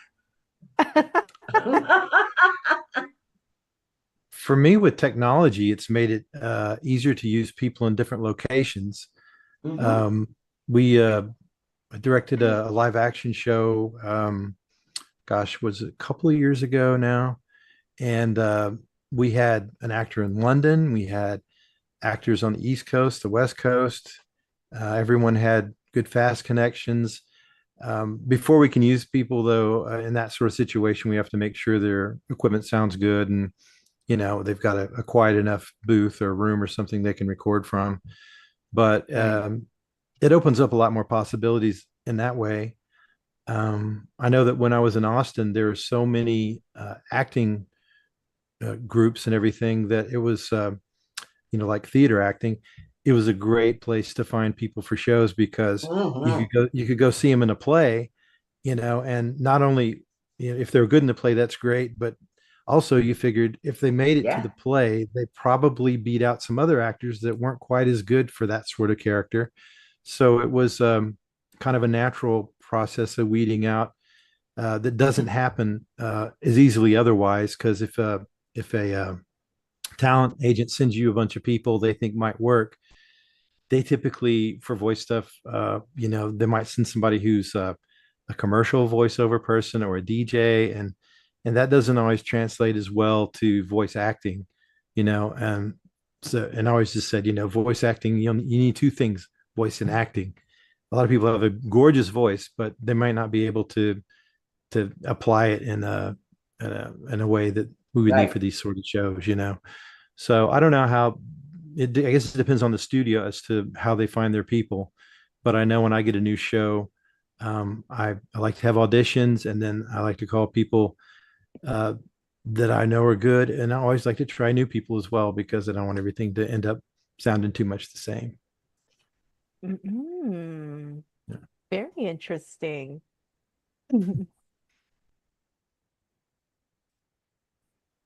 How about you, Lainey? So the way that voice acting has changed in my lifetime is I remember I remember being a senior at the University of Texas and studying acting and having a British professor is my senior acting teacher, and he would go, "Oh, you Americans, you cheapen yourselves by doing commercials," right? And I was already doing commercials. And I'm like, well, that commercials you're talking about is paying for my college education. So, don't knock it till you tried it. And I remember when I was in college, the first person that I ever saw like use their voiceover was Paul Newman for a Texaco commercial. And I saw right then, it was like, uh-oh, film actors are discovering that you can do voiceover and it's another revenue source. It's a way for them to diversify their talents, right? And so, but I remember also, I didn't know, film actors didn't do commercials, Mm, right? yeah. Thing was that, I remember literally counting 100 commercials and watching 100 commercials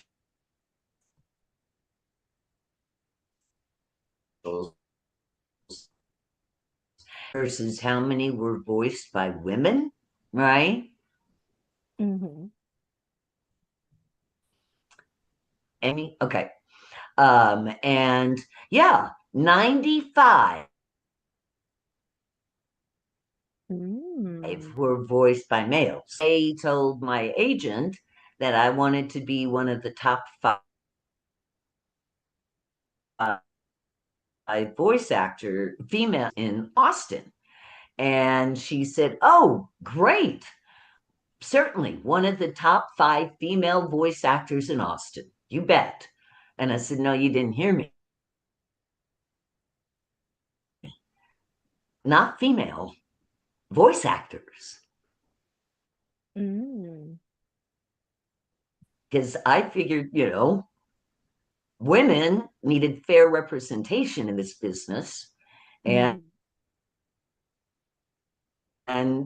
let it begin with me. I realize where the odds are, but somebody's got to be Hmm.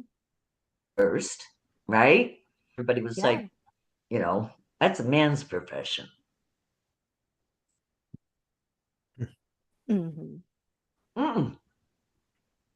Does that answer your question? Yeah.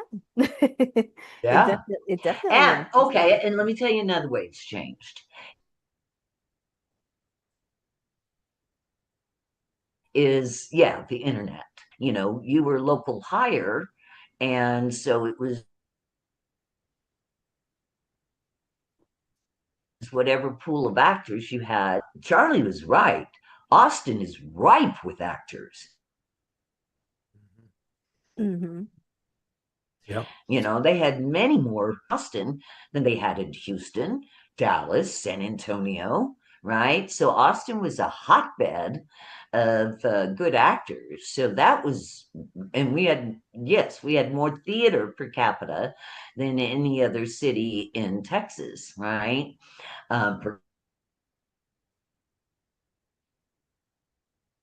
Yeah, but then once the internet hit, then you're right.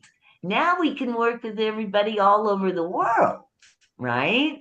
And Mhm. I can do something here, but it, plays in Ohio or someplace else, right? And we have, the technology where we can hook up studios and we can hook up directors and producers to the talents without them having to be there. So the good news is it's opened up a lot more opportunities. Mm. The Yeah. bad news is, so every actor in the world now can audition for things. Mhm. So, of who knows you, not who you know, Mhm. but who knows you and who knows instead of you having to look for them. It makes all the difference in the world. Mhm.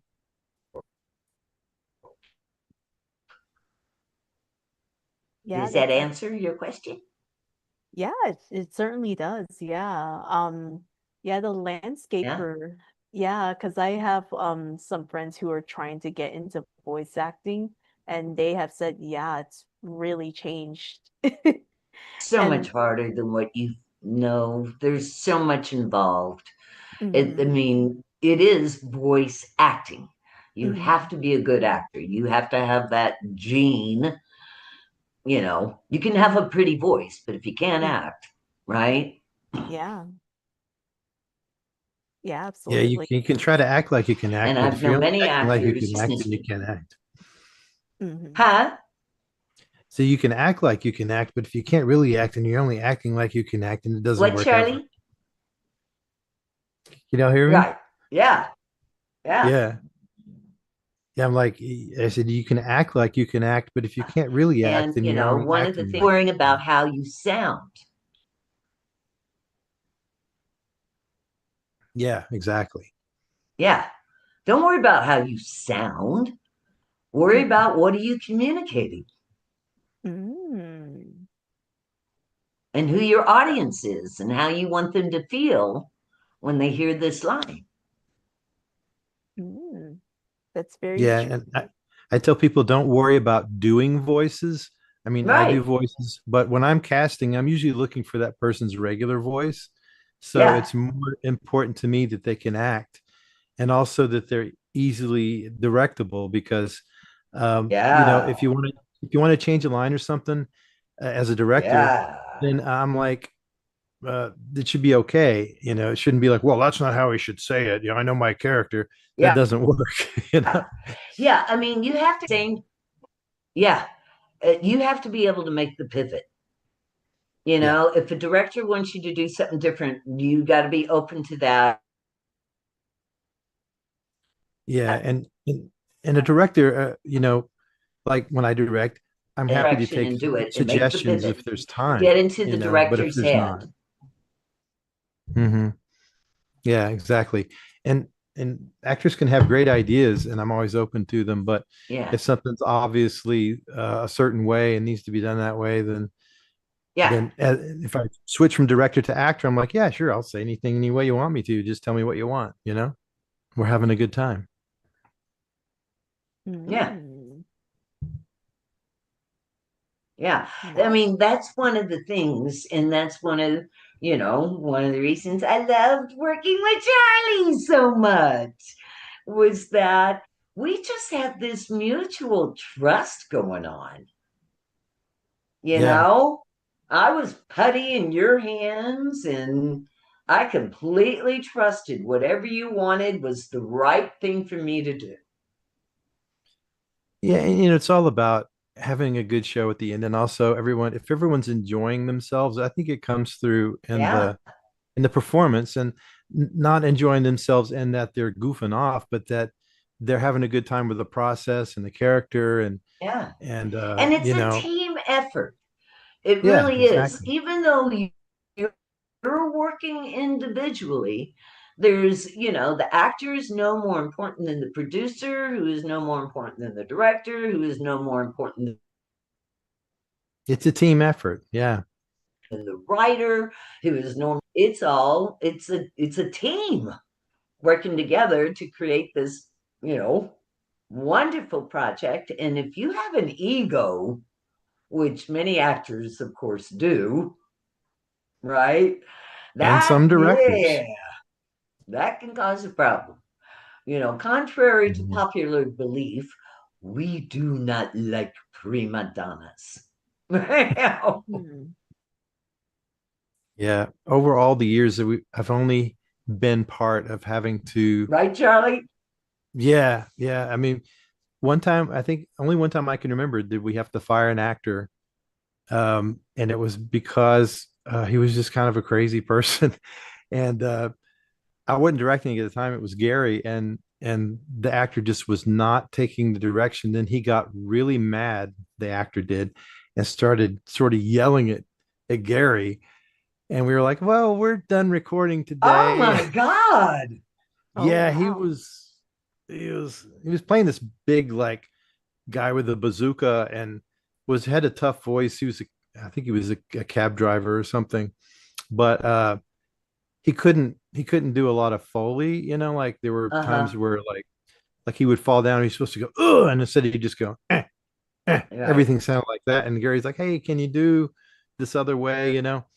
And then he yelled at Gary, you don't have to be belligerent. And Gary wasn't being belligerent. He was this Whoa. very mild-mannered guy, and like Yeah. I am. And we both looked at each other and were like, let's stop recording for today.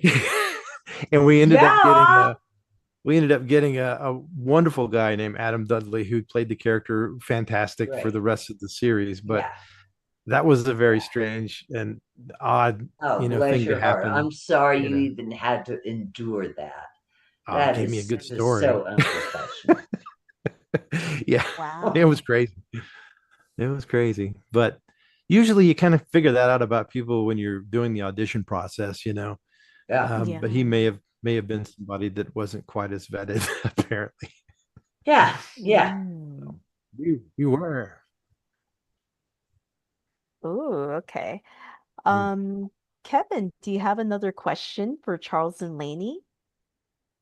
Yeah, I think Charles may be able to answer this question. So one of the scenes that, of course, flew over everybody's head is basically Tails was like rolling into a snowball, and he lands on top of Knuckles and Sarah, and Knuckles is like, Tails, get off, and Tails is like, I'm so sorry.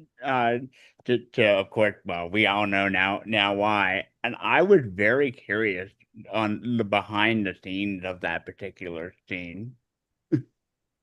What about it Like particularly? what it was like to direct and have that scene recorded, especially the tail going like, I'm so sorry. Like he was like Uh, really apologetic. it was fun. I mean, like we were talking about earlier, you record everyone individually. So, Yeah. it's important to try to get everyone to sound like they're actually all together, especially in a scene like that. And so, I don't remember who we recorded first, but um, we probably did a few different takes until it all kind of gelled together with the other characters. Yeah. And on a side note, we did try in the Houston studio to do. We had two booths in the same room, and we tried to record two people at a time for a few shows, and it just didn't work out because people take turns saying their lines, and if one person messed up a few times, the other person's just sitting there in the booth for like another extra 2 or 3 hours after it's all said and done. When really, you know, if you've got a good director, and then you've got if you need a good performance to play against, maybe the other person goes before, then it'll turn out really good regardless. But the time that it would take to do it the other way was just way too long, especially if the script needed a lot of rewrites. It was just, it would double the recording time for any given character. They did that on The Simpsons. Oh On yeah. one show, they tried to put all of the actors together, and Oh, it was a disaster. it's They that's were like, it's we blew terrible. our half of our budget for the Yeah. season on that one show.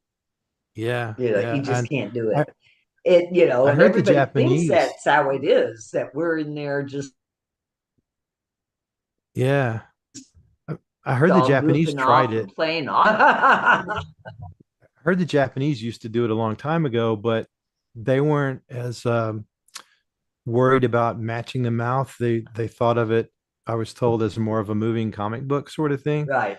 So, but we were so conscious of trying to get the mouth to match, and that already added a lot of time to the process, and then to have other people in there was now if it was a crowd scene, yeah, we'd get 10 people and put them in a bigger room and record them, but those weren't. And then we go back and record the individual lines if there's like one or two characters that said something particular, and that was helpful. But yeah, for an actual scene, it was next to impossible. I mean, just way too slow. Yeah. Mhm. We tried it. Mm. Ooh. Okay, I see another question in the chat. Another question by Chaotic Emerald. If you could voice a different Sonic character besides the ones you voiced, who would it be? Interesting question.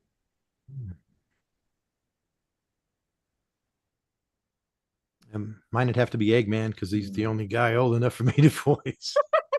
Beyond the owl, I could try to do a Eggman guy or something,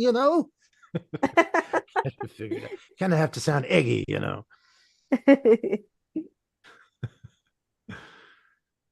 How about you, Lainey? I'm going to tell you the truth. I, Nobody. This is my guy, Mm. right? I mean, I guess I could play the, female part that Sasha played, and I could pull that off, but I much prefer being Tails. Mm.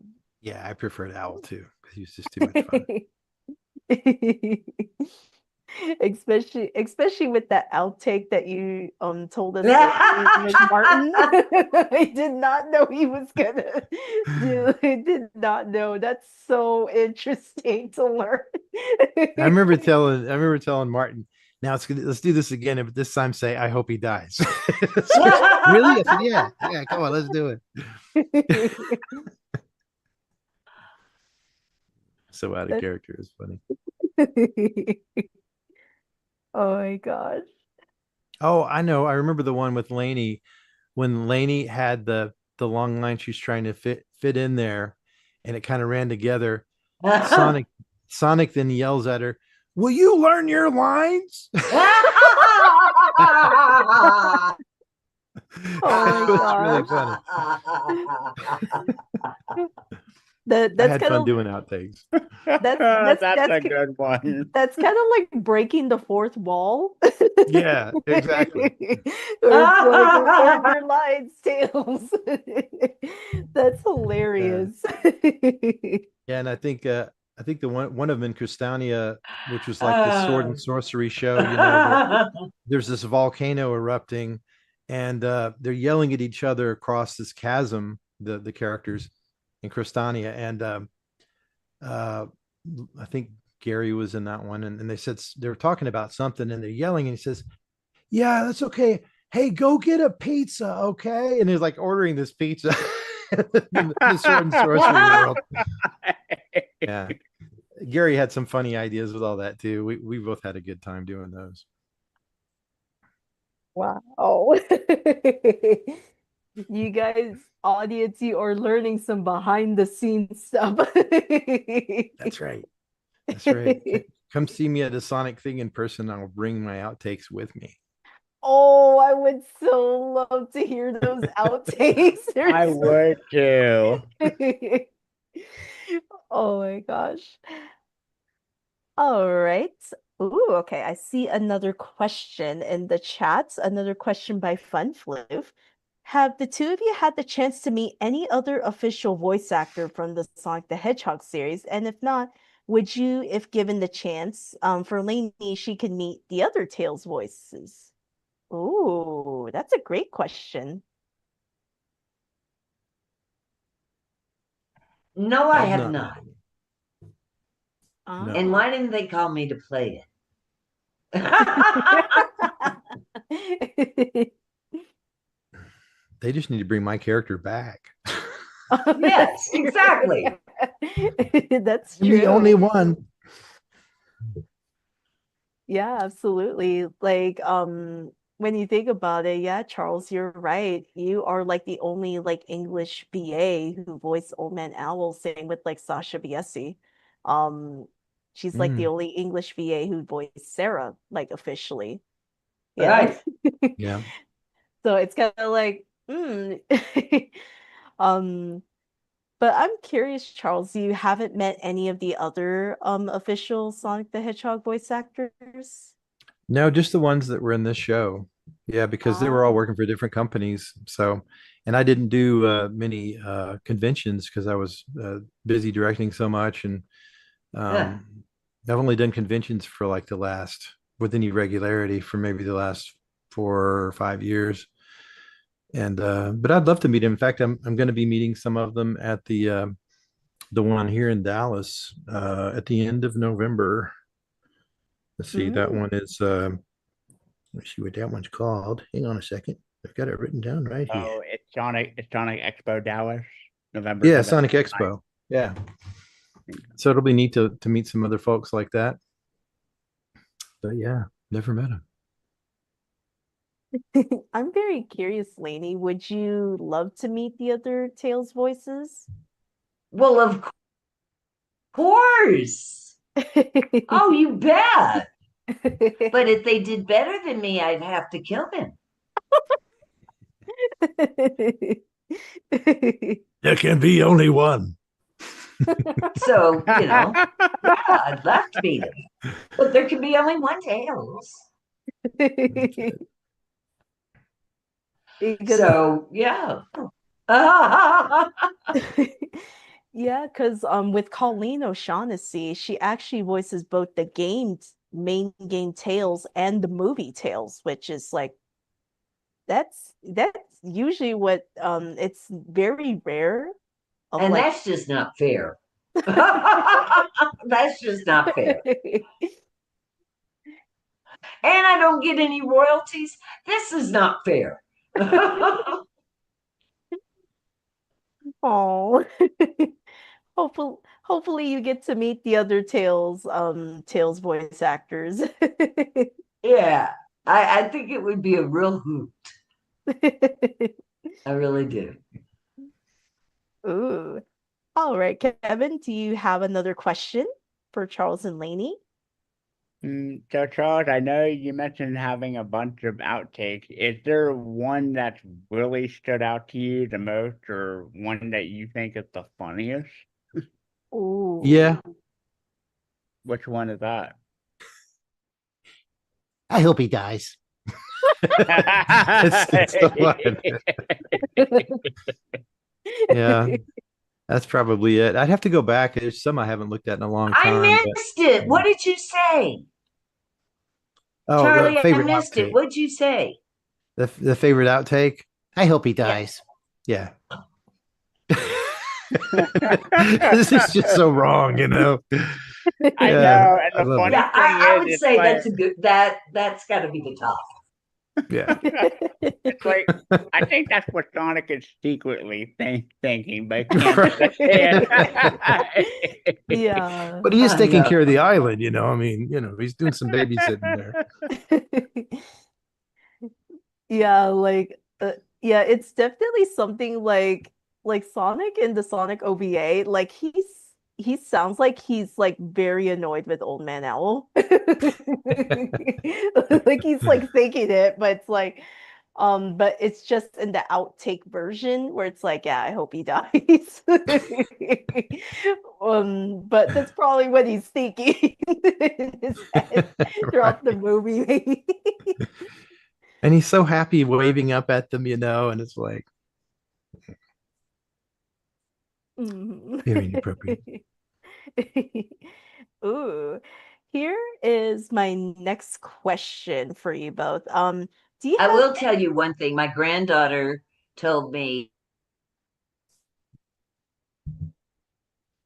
because she's just recently learned that Anna, you aren't Tails, Mm. right? Right? Yeah. Tails. So I think she's worried that when I'm not around her, I actually become Tails. Mm. Interesting. Well, that's how, you know, 3-year-old minds work. Magic mind of a kid. That's why I get along with her so well. Yeah, I hear you. Yeah, me too. Ooh. Okay, here is my next question for you both. Do you have any personality traits that are similar to Old Man Owl and Tails? I'm very curious. Oh, what a sweet question. Yeah. I'm always butting my nose into everybody's business and trying to protect them and control their lives. I love that answer. That's a great answer, Lainey. Well, I'm terrible at flying airplanes, and I do forget things sometimes. Beyond that, I don't have a skateboard, so I can't go for that. But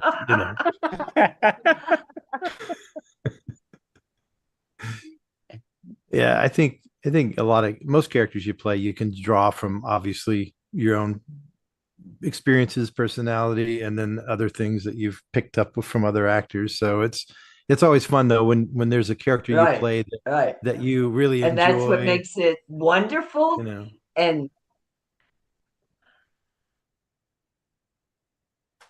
yeah, I mean, it's, light in characters that you have delight in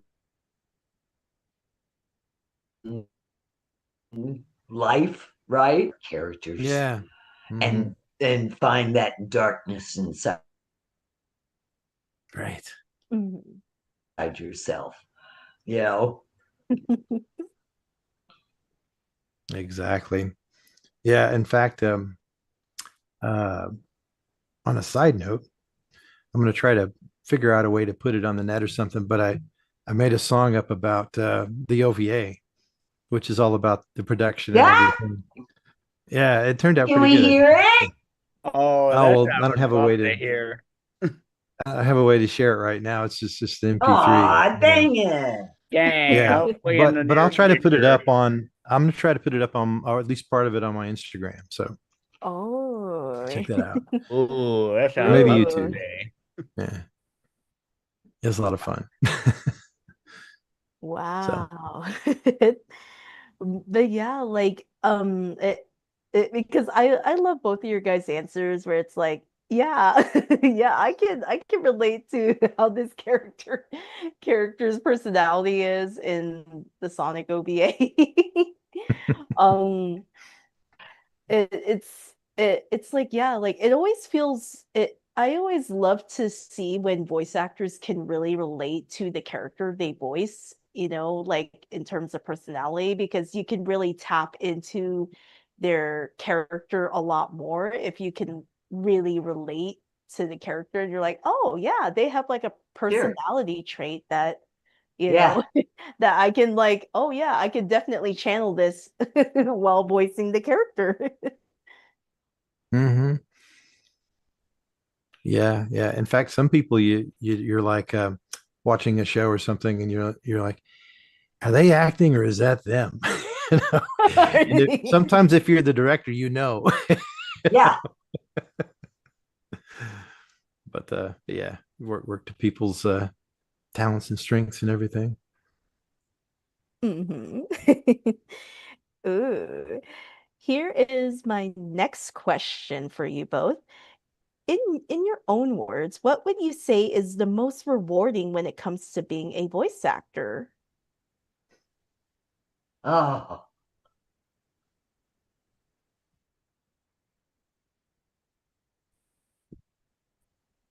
Who's going Well, so here's the thing. Here's the thing. I love being an actor. I've always wanted to be an actor. You would have to shoot me if you told me I couldn't act, right? And it's always been who I will be. Now,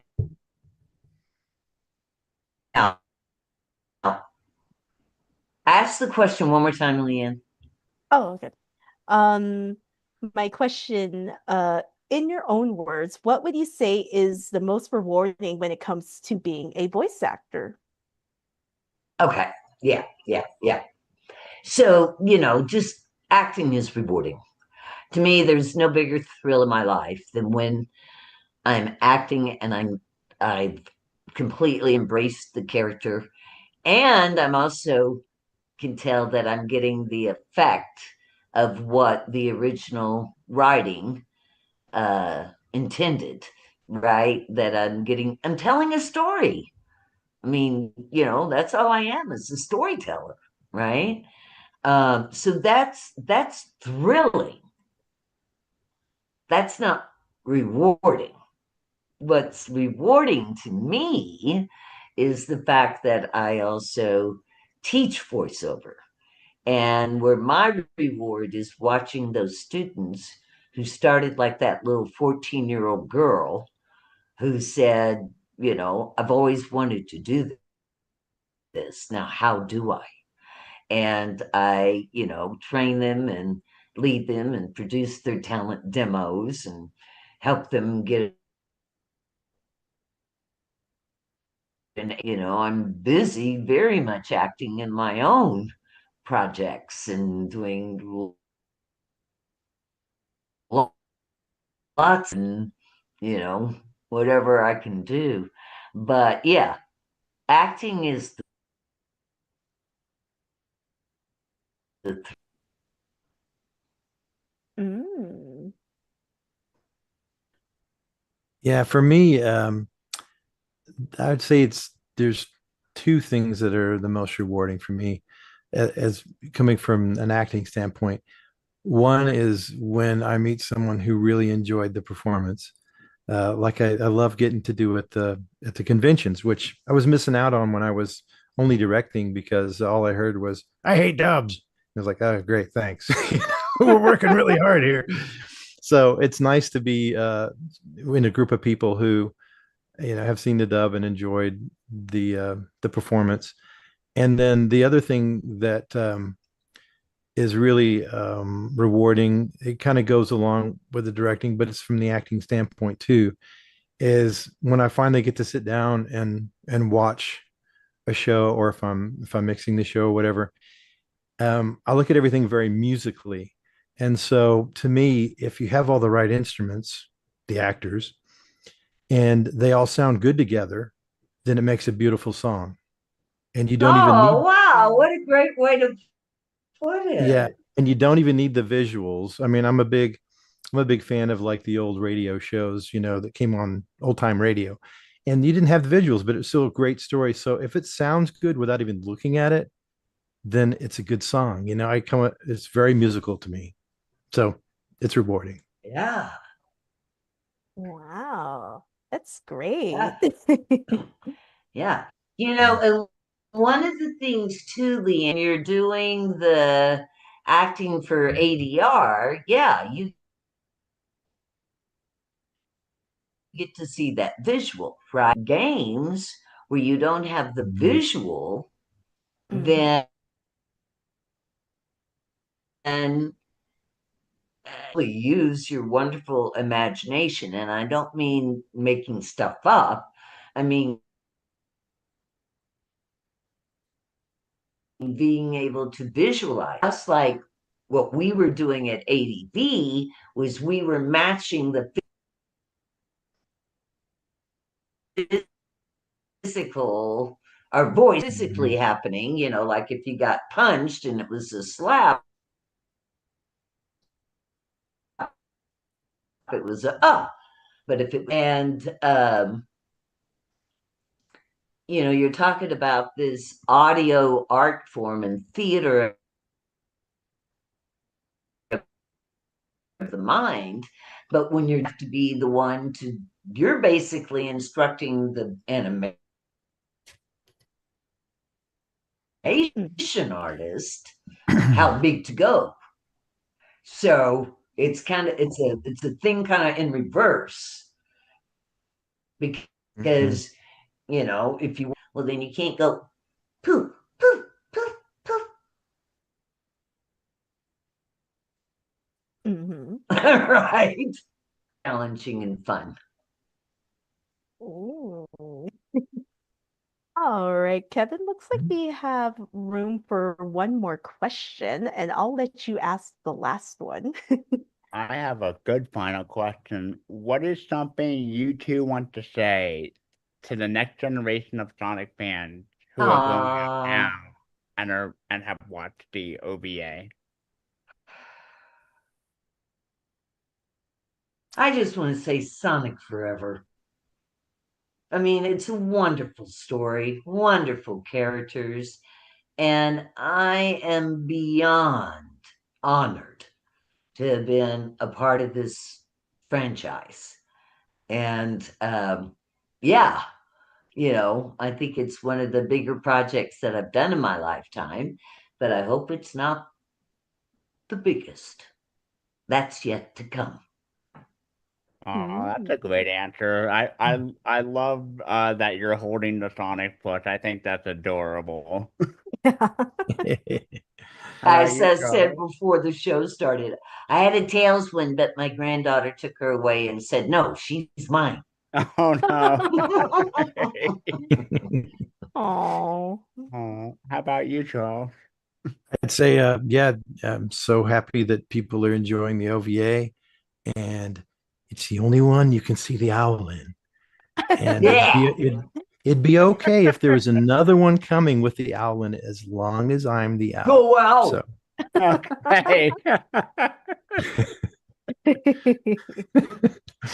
So yeah, I'm just very happy to have been part of it in so many different ways, and to work with all the wonderful people, and still going. So more fun to be had. Yeah, absolutely. And unfortunately, we will have to end this Q&A. I want to thank you, Charles and Lainie, for taking time to do this Q&A. It was a lot of fun to be able to learn the behind the scenes about Sonic OVA. Well, Leanne, I told you I've never done an interview about Sonic before. Me And neither. I'm so honored to be on your show. And you're my first interview about Tails. How about that? Oh, that's quite the So honor. thank you for inviting me. Of course, absolutely. Like I want to spotlight all voice actors, like Yeah. both the old and the new generation. Oh yeah. And we actually have I've seen like Sonic OVA like about 3 times now. And I still laugh at the scenes in that movie. And being able to do this Q&A with both you and Charles was was so much fun. Oh, thank you. Same here. Thanks for Thank having us. you. You're making me blush. Oh. And of course, I want to give a shout out to my co-host Kevin. I know it was been a long time coming that you wanted to co-host both of their Q&As, and having them both together was like the perfect, opportunity. Oh yeah, thanks for having me. This was a nice trip down memory lane for sure. For sure. Yeah, absolutely. And of course, I am going to announce the two upcoming Q&As.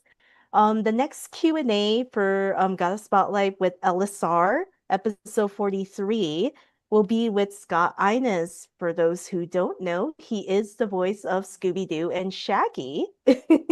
So if you want to ask Scott Innes any questions about his time as Scooby and Shaggy, here's your chance. And it will be on this Thursday, September 25th at 1 p.m. PT, 4 p.m. ET. And of course, the next one is in October 23 at 4 p.m. PT, 7 p.m. ET. Episode 44 will be Q&A with Bill Wise, the voice of Knuckles from the Sonic OVA movie. So I am still on the Sonic OVA BA's Q&As. So if you want to ask them your questions, be sure to tune into those. And don't forget to like, share, subscribe, and turn on that bell notification for upcoming live streams and video content. And don't forget to also follow me on Twitter and Instagram and Blue Sky. So be sure to follow me there for upcoming announcements of upcoming Q&As and live streams. So may you all have a wonderful night or day, depending on time zone. And have a wonderful night. Bye, Thank you. everyone. Bye.